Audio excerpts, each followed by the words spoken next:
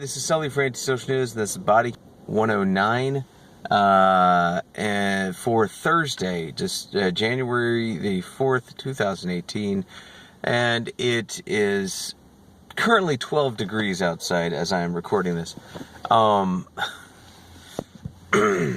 Little chilly. Okay. First up, we have a bomb charge added against San Francisco arrest, against man after San Francisco arrest. This is a guy who wanted to do the jihad. Okay, if somebody asks you to do jihad, don't do it. Just say no, for health. Okay, I think that should be the lesson here. Nigeria, deadly attacks in the Northeast. This is sort of an ongoing situation with the Boko Haram, excuse me. That's what my autocorrect switched Boko Haram to, is Boko Haram. So always go there. I always think that whenever I read Boko Haram. Anyway, there's a video, African News reporting on that one. Great reporting from them, by the way. I don't need to send you to African News every day. You should go there every day. It's such a great website. Víctimas mortales de fatal accidente de autobús en Perú suben a I can't remember what 50 is, but yeah, 51. So that's a follow-up to the Peru bus accident that killed 48 people. That body count has actually risen to 51. So very sad situation there. Prensa Libre reporting. If you couldn't tell by the fact that it was in Spanish, and that's the only Spanish language news that I source. If you have a suggestion for another news source for me to use, I will be happy to incorporate it. So please do that if you have, because I have very limited resources, trustworthy resources from Central America, and I really like Prensa Libre. But if you have another one, I'd be happy to add it into circulation. Iran deploys Revolutionary Guard to quell sedition in protest hotbeds. In a country that doesn't respect freedom of speech, anything can be sedition, essentially. So that's very scary.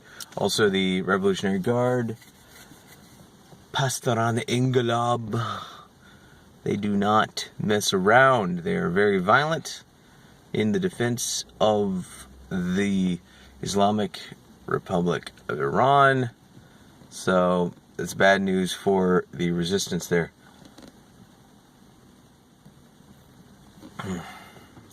Excuse me. And then Macron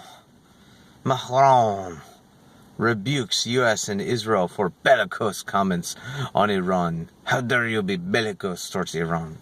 Sorry, I don't mean to be rude, but doing an offensive French accent. But yeah, it's basically the head of France is like, hey, yes, we all know that our buddy Iran here has some serious, civil rights issues, but don't be mean to them, okay? We just need to silently enable them like we've always done, okay? And that's worked out fine, okay? Okay, Israel and the United States, you just shut up and just let our friend Iran continue to be self-abusive and dangerous to others, okay? Shut up. That's what France is saying. So, link in the description, Ynet News reporting on that one. And then we have mortar bomb kills 8, wounds 5 in Zamboanga. Manila Times reporting on that one. I believe that's this was almost 24 hours since I checked that article. I believe that was a presumed Bangsamoro attack. And then we have the NPA, New People's Army, attack troops in ComVal, Davao. So, Davao doesn't need that. Literally not one person has time for that. Honestly, New People's Army. You're attacking Davao? Like, Duterte's stomping grounds? They just want to go out with a bang. That's all I could say. Because they just put a big old target on their foreheads. You know how Manson had the little swastika on his forehead? MPA just put a big old target on their foreheads. Because Duterte's going to kill them all. Honestly. Stupid. We've got 11 killed, 25 wounded in Kabul since attack, and this was a yesterday attack. Another one, which is at the time of reporting. I'll do an update on this one for Friday if I get more information. But as of late yesterday, which was technically Friday by Indian times, there was still no claim of responsibility from any of the terrorist groups. So, scary situation there.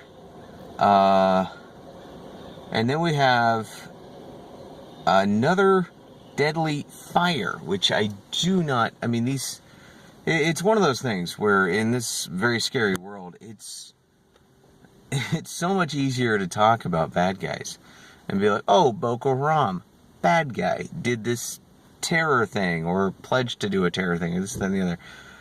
It's so much easier to talk about them than like the randoms. The random stuff is the really scary stuff for me.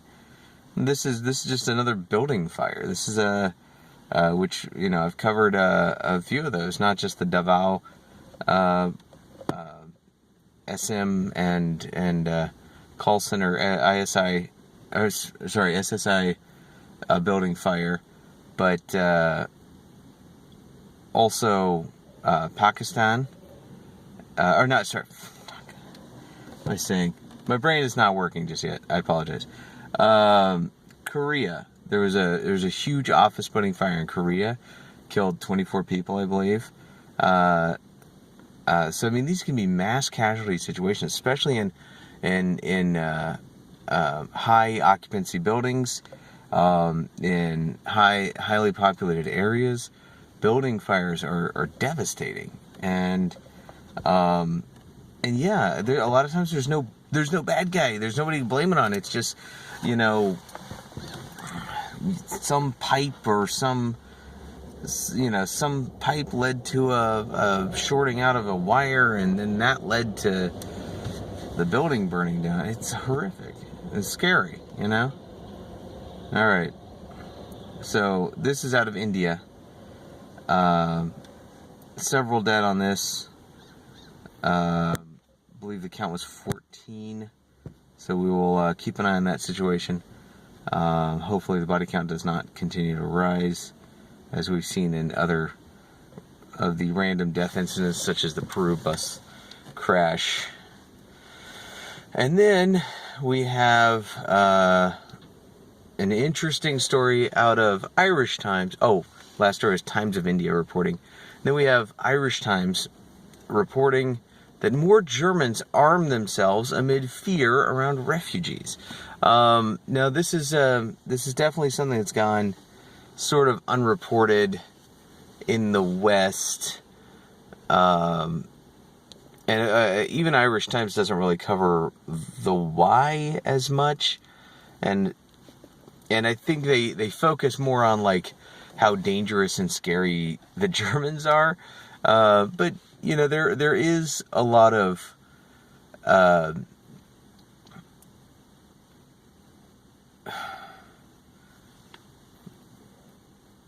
there's a lot of problems that have arisen in areas that have accepted a lot of the refugees and done it in a way that didn't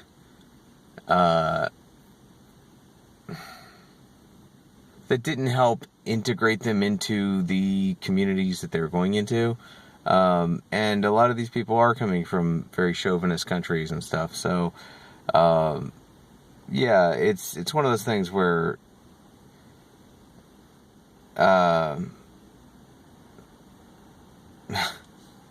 if we want to talk about the hashtag Me Too movement, we do have to talk about how women are treated around the world, because there's a lot of countries where they're treated like property, and I definitely covered it on the Patreon exclusive, but there's some very, the thought of conservative for some communities means saying statements like, if I saw a woman dressed like that, it would be my patriotic duty to rape her.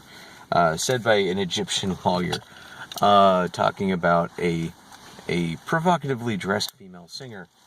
And it's not, I guess my aggravation is here in America, just bringing that fact up, that was said, you're called intolerant, you're called racist, and I'm sorry, but I'm just discussing the facts, people.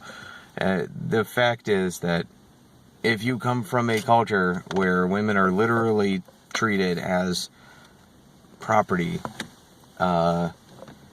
you might be more prone to do stuff that is considered sexual assault or rape, or abusive or molestation.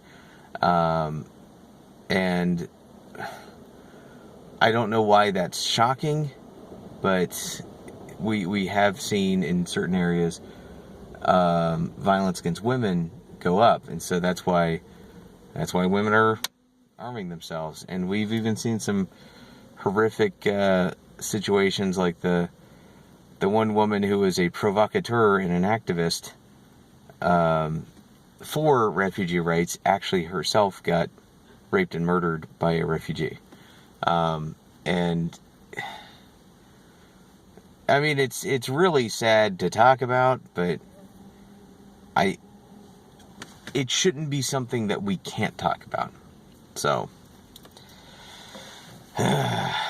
with that dark, disgusting, sad last note, I'm gonna call it. Also, there was an earthquake in San Francisco, but that's, that didn't hurt anybody. They're used to that sort of stuff out there in Cali, aren't you? Hey, much love to my friends out there in California. I hope you're not shaken up by the earthquake and the wacky guy there trying to blow you up. I'm glad they got him.